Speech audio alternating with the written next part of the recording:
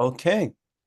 So we are we're in finding ourselves in Tehillim, in the Psalms, in the Zabur, and we are in chapter 25, and we're actually in the middle of we're in the middle of in the middle of the Psalm. And just a little note on this Psalm. Um, as I said before, this is a psalm that we use as kind of, and I guess in Jewish ritual, as the supplication, as kind of the prayer following the main prayer, right? As a kind of as a way of kind of focusing ourselves on a kind of one-to-one relationship with God, one-to-one talk with God, and it's very interesting in the psalm how it goes back and forth between the third person and the second person.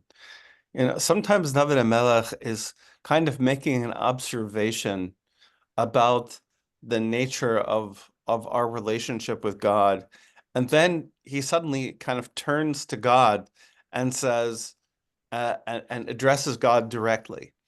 And then he kind of goes back into this mode of like musing. I guess that's the best description of it, into kind of musing about our relationship with God, and then turns back again. And this is so I can just say from personal experience that for those of us who spend time talking to God, if you do what's called hitbodedut, which is uh, a kind just to sit and to talk to God like you would talk to a good true friend. This actually happens all the time. It happens all the time that you're kind of, you know, you have a kind of discursive thought, and you articulate it, and then you kind of go back to your conversation with God, and then you have another discursive thought, and then you go back to your conversation with God. I very much relate. I very much relate to what seems to be going on in the psalm. So we start out in the third person.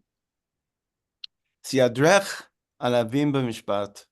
He says, "You." He guides the humble justly. The anav is means humble. It's the only adjective that's ever applied. Actually, it's the only adjective that's ever applied to Moshe Rabbeinu, to Moses, that he's called the man who is the most humble of all, the most humble of all men. And so he guides the humble justly. Okay, vilamed anavim darko, and he trains the meek, and he trains the meek in his way. So this is very much reminds me of a point that was made in our last psalm. You know, that the part of what we require in order to be guided by God is our humility. If we're so headstrong and convinced that we know the way to go, well, then we can never be directed. But if we're humble, then it's possible for us to learn our direction. Kol orchot Adonai chesed v'emet. The paths of God are all love and truth. And it's interesting. The commentators do something very interesting in this with this, because love and truth are in are not are two very different things. Chesed is very generous, right? Love, kindness is extraordinarily generous, and it forgives a lot, right? It forgives a lot. When somebody loves us, or when somebody is being kind to us, uh, they overlook a lot of things. That's the nature of love and kindness. Emet, truth, though, is pretty absolute. Something is either true or it's not true, and it can be very unforgiving. It can be very unforgiving. So one commentator, the Ibn Ezra, he says, first, God is chesed, right? First, God is chesed. Then he goes into then he goes into emet mode. Then he goes into truth mode. That God is very generous with us, right? God is very generous with us. And as we grow, right, as this is how I understand what he's saying, as he didn't explain all this, so kind of me filling in the missing spaces, that as we grow, right, he starts to deal with us more in the way of emet, in the way of truth, right? He becomes harsher and more, he becomes harsher with us as we become more experienced.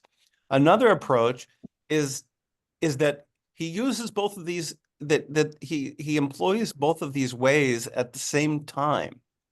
At the same time. So sometimes he deals with us from chesed, and sometimes he deals with us from truth.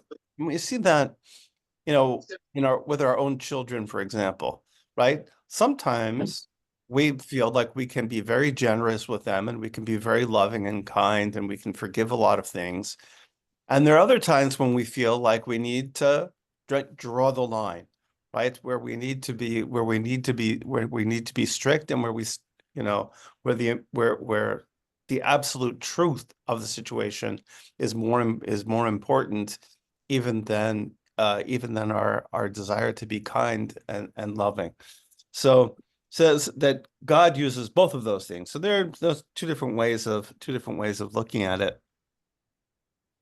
It says Notrei Brito Vidotav. It says for the people who keep his pact and his practices. Edotav is it's a beautiful word. It means it doesn't just mean practices, it means those things that bear witness to him. Those things that that show his presence. So we have two qualifications, right? First qualification is humility. The second qualification is commitment, right? So if you have humility and if you have humility and you have commitment, then God will show you his ways. It says, Leman Shimcha Adonai, v'salachta avni kiravhu. It says, God, for the sake of your holy name, please forgive my wrongdoing, because he translates, though, he says, even though it's grave, but literally means kiravhu, because it's a lot. Because it's a lot. This is David HaMelech, right? A very holy person talking about himself. And he suddenly turns to God and says, you know what? He says, Laman Shimcha, for the sake of your name, really for your sake, not mine, right? Because I may not deserve it, right? I may not deserve it. And we have a choice, by the way, between chesed and emet, right? Between kindness and truth. The truth is that I've sinned a lot. Now, what that means for King David, right, may not be what it would mean for us, right? I don't know what it means for King David to say that he sinned a lot. What does he consider to be a sin? What are his, what is a sin for somebody who is at that level? But nevertheless, he says so simply, right? Because it's a lot, because and you can feel in the words, Kiravhu, it's overwhelming, right? That it's overwhelming. And he says, please just, forgive me.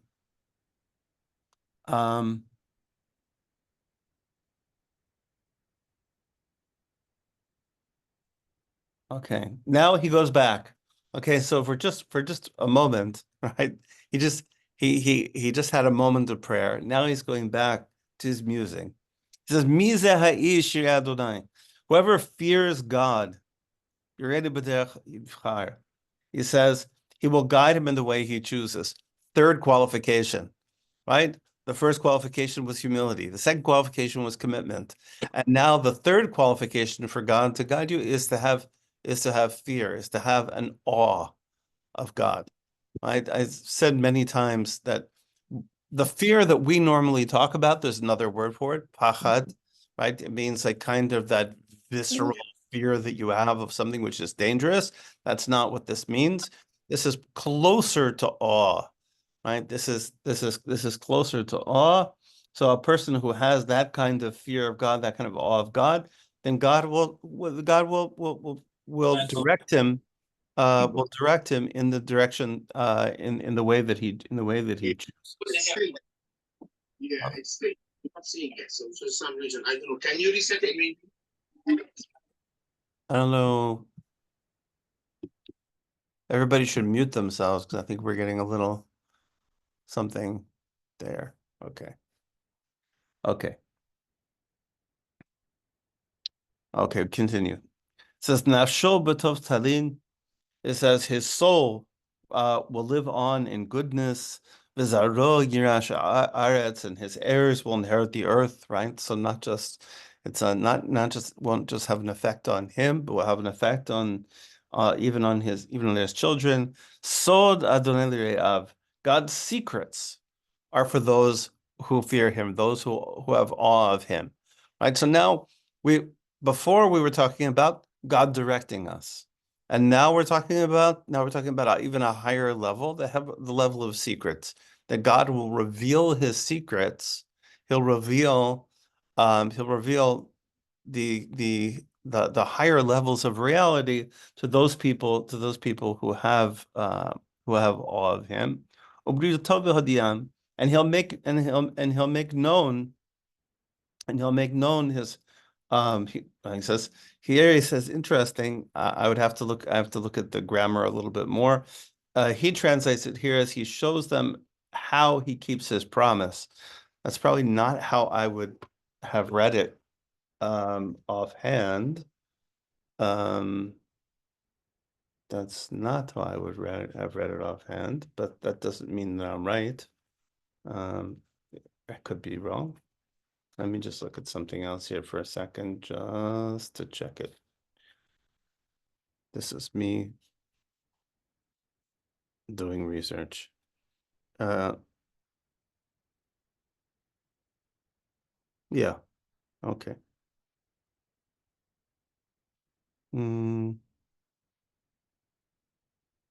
Okay, yeah, okay. So yeah. So it's how I would read it like this, that he'll make known his covenant. He'll make the conditions of his agreement known. So you'll know what's expected in your relationship with him. You'll know again if you have fear of him. He says, Enai, this is Enai Tamid El Adonai. Now he's talking to God again. He says, my eyes are always turned to God. My eyes are always turned to God. Kihu Yotzi Bereshat Jaglai. He says, because he frees me from the net of my enemies. Right? He frees me from the traps. He frees my feet, from the traps of my enemies. Now, it's interesting,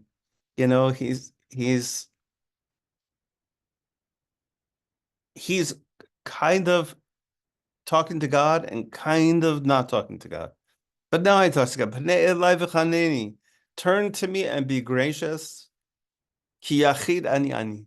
It says, because I am alone, and I'm alone, and I'm impoverished. I'm in need, right? And really interesting, right? Here's the king, right? Here's the king, and he's calling himself an ani. He's calling himself somebody who's poor. He's calling himself somebody who's impoverished, right? Because he's in need, and he calls himself a yachid. He says he's alone. Being alone is never a good thing in the Torah. In the very beginning of the Torah, right? It's when Adam is created, God says to him, "It's not good for man to be alone. It's not good for man to be alone." And there are very few places, right? And there's very few places. This is where being alone is a good thing, right? On the one hand, right, there is a kind of positive value to solitude. right? We've talked about that many times. It's a positive value of solitude. You know, David HaMelech himself spent years as a shepherd. You can imagine him, out in the, out in the, out in the grasslands, with only his sheep and maybe a flute, maybe a little harp, with him singing and talking to Hashem, But at the same time, but to be lonely, is a terrible thing. And he says, I'm lonely and I'm needy. And again, like, hear the vulnerability in that, to be able to just talk to God and say, I feel very alone and I'm needy, even though I'm the king, right? And he was a national hero, right? He was a national hero, and they would have parades, and he had all sorts of problems, he had all sorts of problems and everything else. But he felt lonely, and he says, "Sarod levavi hayarchivu."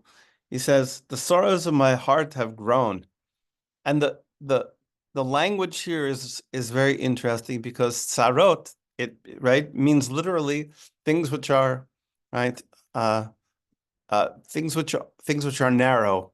And it says, the narrowness of my heart have grown, meaning to say, like my heart has become more and more compressed. My life has become more and more, I find myself in the straits. More and more I find that narrowness and that fear is taking over more and more of my life. It says, Mitsukotai Hosieni. He says, release me, please, from my distress. I'm really in pain. I'm really hurting. I'm alone. I'm alone. I'm alone. I'm needy, and my troubles seem to be expanding. And please release me from this distress. Re'eh ani v'amali. See my anguish and my hard work. Amal, right? It's hard work, is toil. I see both my pain, right? Both my affliction, and see how hard I'm working. And I think that's also a beautiful thing. Sometimes we just want God to see our struggle. I may not be accomplishing much. I may not be accomplishing much, but we want God to see that I'm working hard here. Please see how hard, please see the struggle that I'm putting up. He says, Re'eh oivai ki rabu. Says, look how my enemies have increased. Right? By the way, right, just what we said before, my sins are a lot and my enemies are a lot. Right? I have a lot of things. Yeah, and again, in finding myself, thank God I don't have a lot of enemies. Okay, I don't know if I even have any, but maybe I do. I don't know, maybe somewhere. But I certainly have a lot of things which which because of life circumstances can make me miserable. Okay. Health things and circumstantial things and financial things and all those kinds of normal things. And they really do get me down, right? They really do get me down. And so I think here he's talking about real enemies. But I think it's not just real enemies. I think it's anything that's getting you down. Sinat Hamas Sineni. I'm sorry, Sineuni. Sineuni. Sineuni. Says they hate me without cause. Hamas, word, and it's been in the news quite a lot. Here seems to be used as kind of like chaotically, without much cause. They hate me without any real reason. It's interesting. We have an expression in Hebrew, sinat chinam. Right? There's a whole discussion about how the temple was destroyed because of sinat chinam, because of because of baseless hatred. That's usually how it's translated. But we know that hatred is never baseless, right? There's always a reason to hate somebody, right? If you ask somebody who hates somebody, why do you hate them? They always have an answer, right? I hate them because, I hate them because they have, blue eyes. I hate them because they don't have blue eyes. I hate them because they're stupid. I hate them because they're too smart. I hate them because there's always a reason, right? I hate them because they did this to me. I hate them because they didn't do this to me, for me, right? There's always a reason to hate somebody. So Rabbi David Foreman explains it this way, that the word chinam can also mean not just baseless, but sort of let loose, right? Kind of hatred let loose. Because normally when we don't like somebody, right? When somebody does something bad to us, right? So let's say I go to the grocery store and I run into somebody and they say something to me that's not nice, right? So I'm gonna go see Harry in shul. Okay, I'm gonna go see my friend Harry right there. And I'm gonna say, Harry, I can't believe this person said this to me. And Harry is gonna talk me down, right? Harry's gonna say, you know them, they're kind of grumpy, maybe they had a bad day. And I'll say, but no, no, no. And he'll go, yeah, yeah. And then another friend will come along, and go, what do they say? I said, don't worry about that. Right. And basically, right, I'll handle my anger.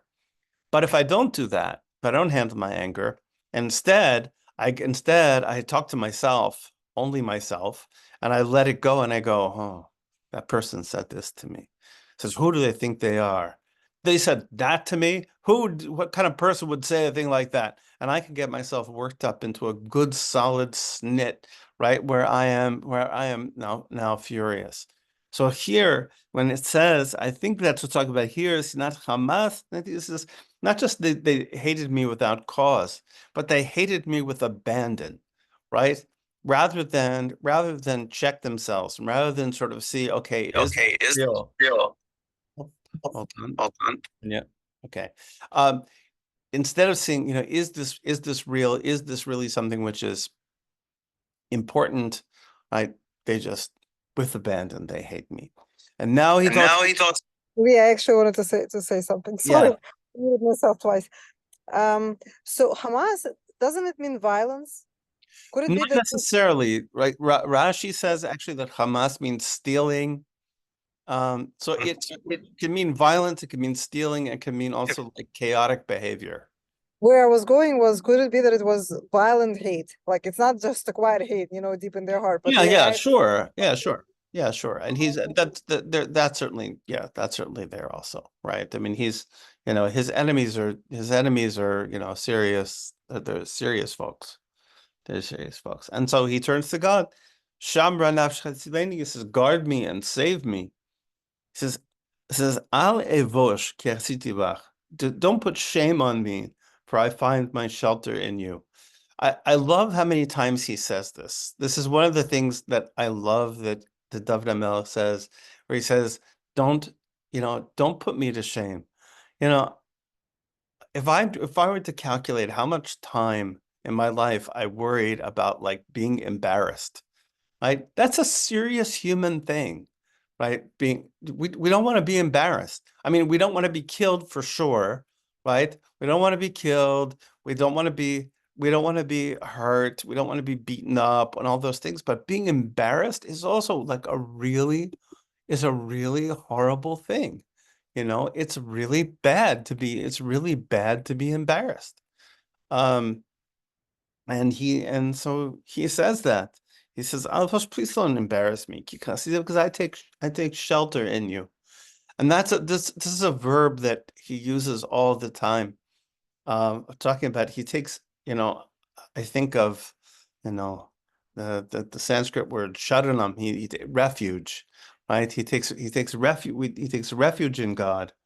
Like I have nowhere else to go. Like you're the place where I go, where I expect to be protected, where I expect to be loved, and where I expect not to be embarrassed or hurt. Tom v'yashar yitzruni. He says, may my simplicity and my straightforwardness keep me safe. You know, sometimes we think of serving God as being something which is very, you know, complicated. You know, it's okay, it's all these rituals and all this stuff, you know, we have to do this and we have to do that. And maybe we think there's a magic bullet, right? There's this magic mystical practice that if we just do this. But he says, what does he say? What's going to protect me? Tom v'yashar, that I'm simple, that I'm simple, I'm wholehearted with God, that I serve with simplicity, Ram Yashar. And Yashar usually means ethically straight, that I have integrity. Integrity, that's a good word translation, right? Simplicity and integrity keep me safe. Ki kiviticha, because I put my trust in you. But kiviticha, as I said before, means not just trust, but it means that my hope is in you, that I wait for you, and that I'm focused on you. Right? It's like imagine the person that you love and trust, right, is going to come right through the door, right? That expectation, right? That expectation of you're watching the door, you're totally aware of it, right? And you hope that the person is going to come, and you expect the person is going to come, and you trust that the person is going to come. All of that today. So I put my trust in you. And that's Pidei Elohim et Yisrael mikol tzaratav. He says, God rescue Israel from all her troubles. He goes suddenly from the personal to the communal, right? There's no line here, right? He's also the king, right? That's also true, right? And he's responsible for all of Israel, right? So it makes sense for him also, but not just that. There's a sense that we are part of, that we're part of a communal array. We're not just individuals, but we're individuals. And so it makes sense that, having asked to free himself, right, he now says, I don't want this freedom just for me, but I want it for all my people too. Right? I want all my people to be free from all their tzarot, from all their tzaros, from all of their troubles also. So that's the end of that psalm. Thoughts?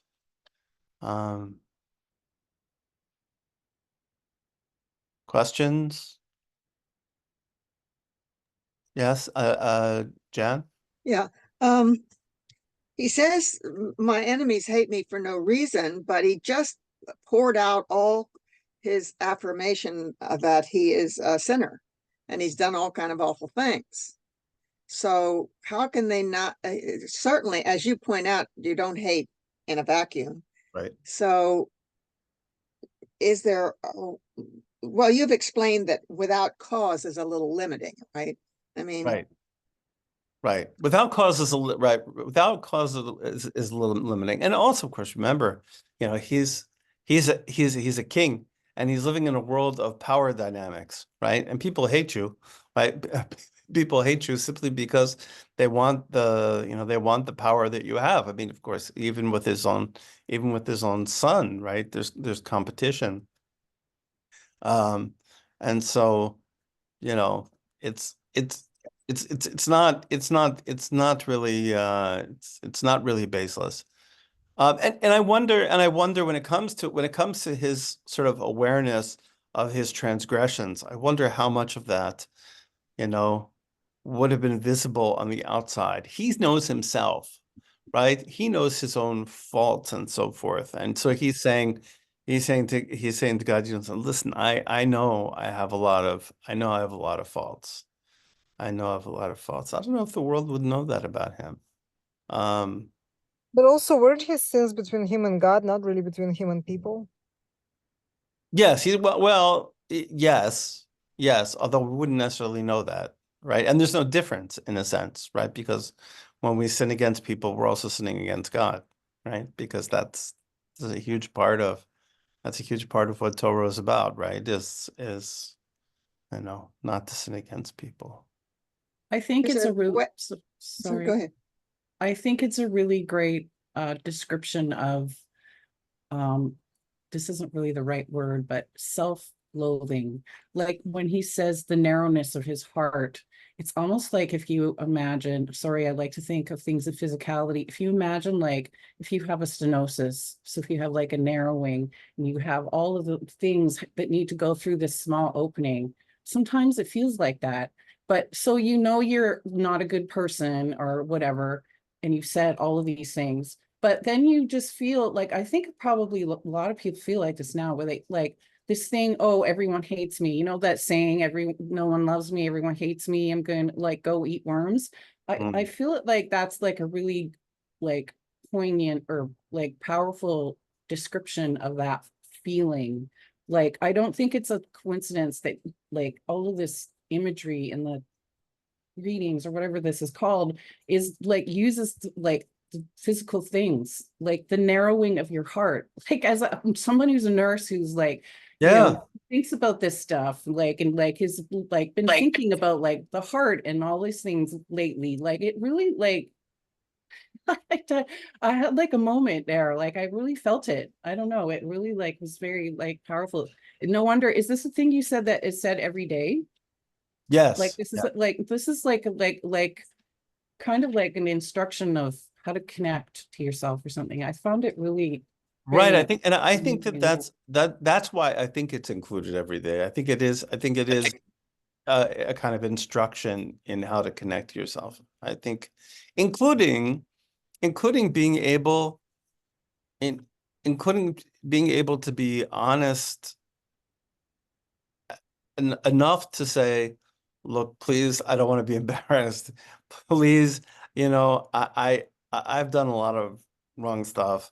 Please see like how hard I work. I mean, there's like these are very like it's very It's a big. very human thing, like, Yeah. you know, and all of the stuff, you know, and being alone and just, you know, like the Right. humility and like, you know, I don't know, I think everyone can relate to it. Right. It's really great. And that listen, I've had days where I've read this and I've come to that word, the yachid, alone, and felt like it feels so it's so nice to be able to say this, right? Because this is how I feel today, right? I mean, we all have that feeling, I think, sometimes that you just feel like you're alone in the world, like, nobody understands you, for whatever reason, you Existence feel is like solitary though. Everything that you face, like whatever grieving thing or, you know, whatever challenge with your kids or something, like ultimately you first face it in yourself. So right. like, I think that's just a reminder, but then it's like you said with the thing of, oh, you know, describing the thing of going to synagogue or wherever, and someone says some nasty thing to you, like, that's kind of like what we're supposed to do, is not harp on it, but be like, hey, like someone like was a real jerk to me. And then like your friends are supposed to be like, oh, hey, never mind. Like, right. So I don't know. I think this was like, I don't know. I think this is like very like simple instructions for life that we overlook. Indeed. I- Thoughts? Hands? Yeah, I view David, King David, I should say, not just Yeah. David. He was this, very emotional, sensitive, lyrical person. He played his harp, he composed music and poetry. So he was so sensitive to everything. So if somebody is maybe not extremely outwardly hateful to him, but he senses it anyway. And if he did a small, well, small, not small for him, it was a huge sin, right? His entire life, he kept confessing to God and begging for forgiveness. That just one incident with Uriah. And so he tends to exaggerate, not because he's a dramatic person, well, dramatic in a way, but because this is his nature, sensitive, lyrical, emotional, close, connected. And so yeah, when it rains and pours, I wonder when his birthday is. When someone hates him, it feels like as if the entire world, and if he feels ashamed, it feels like the entire world is shaming him for not being able to protect his nation. And so he says, okay, please absolve me of this shame, make me successful as a king, right? Save my nation, so that people don't shame me or blame me for not being the rightful king to them.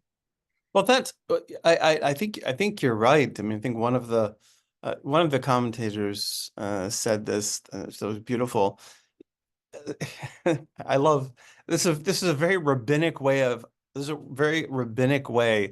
saying something that you said so much nicer, right? The rabbinic way of saying this is David HaMelech, allowed himself to experience the whole gamut of human experience so that he could write the Tehillim so that we could relate to it. Which I think you're much closer to the truth. I think the rabbis are being a little bit, being they're kind of thinking on their side of the brain. I think you're much closer to it, and that is to say that, he was a person who had intense emotions, who had really intense emotions, and so he was able to connect to all of these things and able to speak them out. He's able to talk about being lonely and being embarrassed and all these things because he is experiencing them, which is really good for us because we also experience them, right? Right. Even the least senses, but we wouldn't have the language. So, luckily we have sensitive people for language. Yes. Yeah. Yonasan. Yeah, I think you also have to keep in mind that he wasn't raised to be a king. I mean, he was a shepherd boy, and he's sort of taken out of this pastoral environment and plopped into all of this, political intrigue and other kinds of things.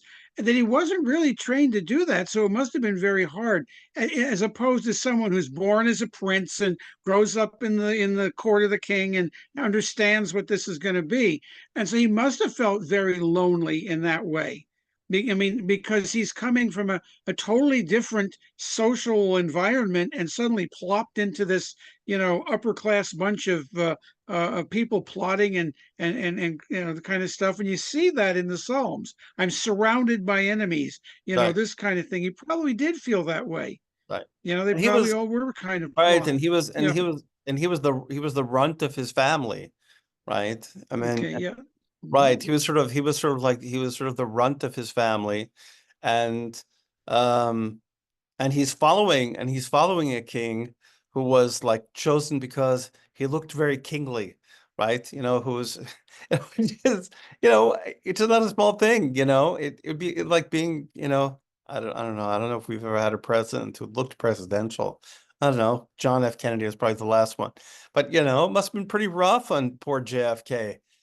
Poor on LBJ, after JFK. JFK looks so presidential and such a handsome young man. Here comes, LBJ. Looks like Lyndon Johnson looks, just like an old Texan. Okay. So it's 1:44. It's 1:44. I won't start the next one yet. And we'll wait. I'll keep you on edge until next week. So that we don't start something and yet. So that means Nathan, get ready to be prepared next week to read us 26 before we start. So I'm putting Nathan is on notice for next week. And I hope everybody has a good. I will not be around on Wednesday. So my other class is canceled on Wednesday. I'll post it, but because it'll be Shavuot, the day of the giving of the Torah, or at least that's what it's associated with, and I'll be eating cheesecake and learning Torah and doing other assorted things. So, but I'll be back on next Monday. Okay, so I wish everybody a beautiful Shavuot. They should have a beautiful, I hope they're celebrating the holiday. If you're not, of course, it's the beginning of the month for Hajj. So for For those people who are, you can watch live streamed, quite the amazing thing. And so for all the people who are involved there, I wish you that Labek, Labek, I'm here. We should all say that in our hearts. Let's say to God that we're here. Okay. Have a beautiful, beautiful, beautiful day. I love you guys. Bye. Thank you so Chag much. Sameach. Chag Sameach, Love you Liam. too. Chag Bye-bye. Sameach to everyone who celebrates. Sameach.